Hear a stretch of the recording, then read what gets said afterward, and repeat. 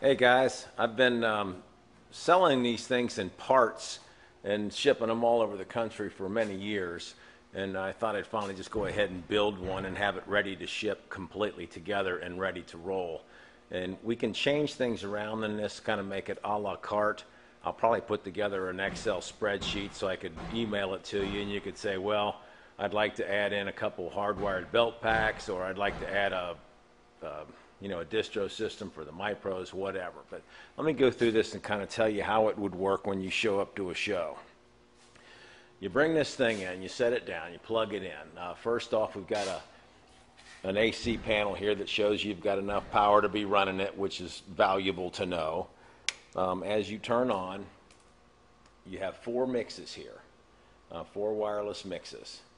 Alrighty, and this is all brand new stuff. And here we've got the Crest X18RM. So you have 16 inputs and 12 monitor sends. So the way it's wired right now, you could run all four of these stereo. And I also have them wired as four hardwired outs. Alrighty, well, let me show you what would happen when you show up to your show. Everything is contained in the back of the board. First thing you do, pull this out, set it down on the stage, and that is all the inputs for the band. And there's 16 inputs. My band is 24 guys, and 24 signals, 10 guys. But you don't need the full drum set. I mean, the drummer might want to hear his kick and snare, and the other guys in the band need to hear that too. So that's about all you put in. Excuse me. And so 16 inputs there, and then anything you're not using in your ear system, you just go ahead straight on into your front of house box. But you got 16 inputs going into your monitor mixer, and then I've got 17, 18, 19, 20 wired as hardwired outputs.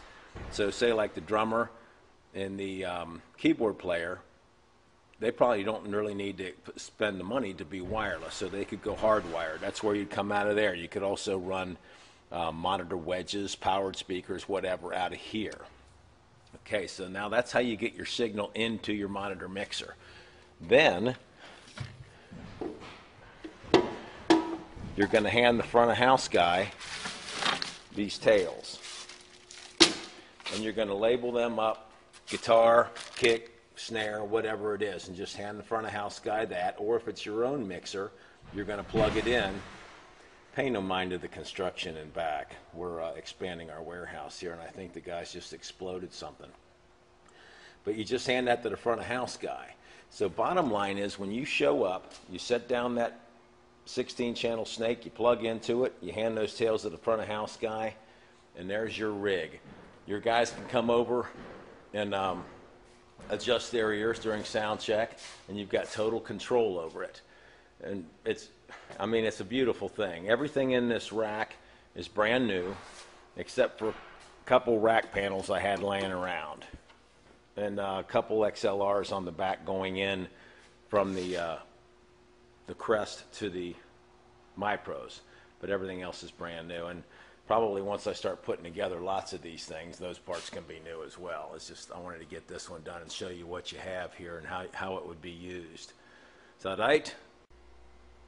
Hey guys, as I complete this first rack of our prototype series here, I've got enough in the strain relief so that when you want to get back and work on this thing, just unscrew it and then set it up. And I've just kind of propped you can see here, propped it on this ledge here and up under here, and that holds it up, and you can work on it as far as patching.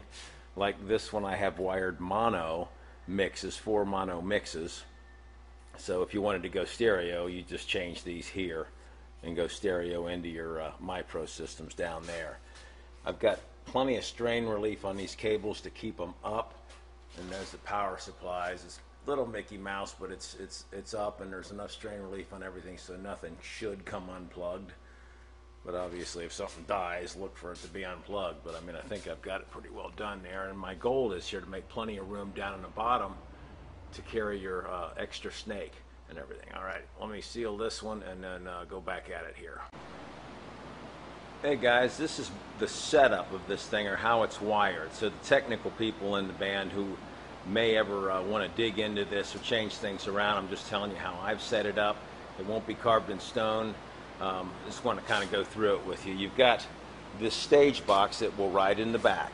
Now that thing, what I do with ours is on one, you've got 16 inputs. So what I've done is just use the kick, snare. A lot of times the drummer doesn't even need the snare, but you kind of want that in there on a larger stage. Your front guys are going to be able to need to hear the timing, and that's what gives you the timing to sing with. So kick, snare, and then just pass on your overheads and toms and all that, because the vocal mics and the other mics are picking those up enough to have them in the mix anyway. But I label it: kick, snare, bass, keyboards, right on down here, and then you just plug in there on the stage.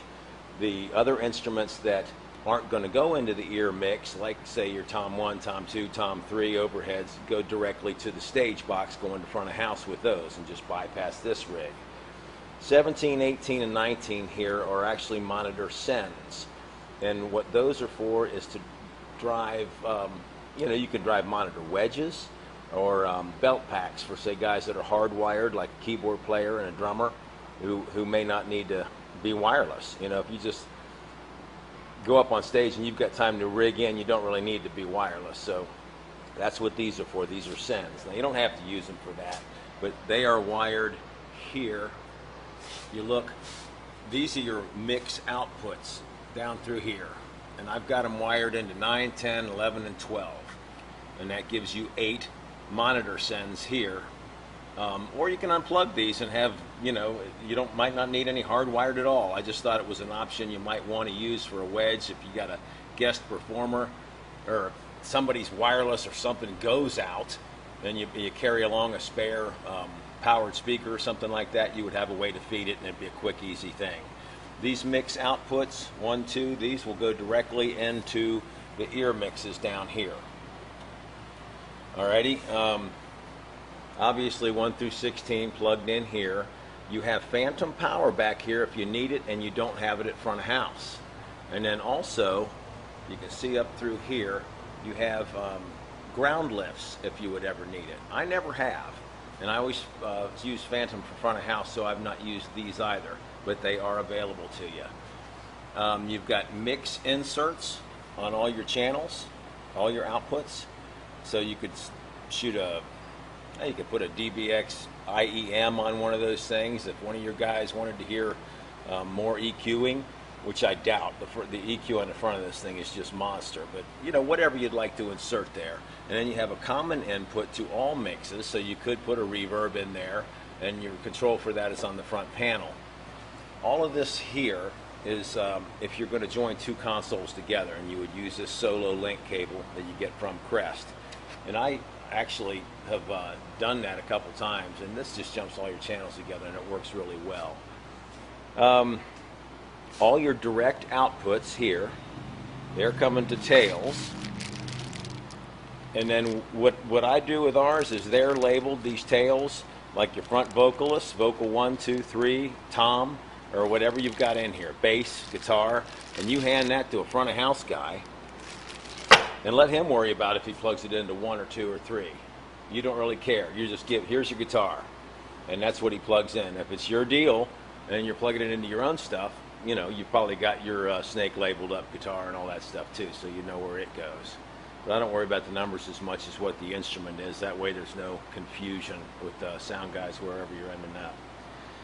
So, right, this is just like I said, for your technical guys to know how I have it plugged in, and you could always switch that later. All right, thanks.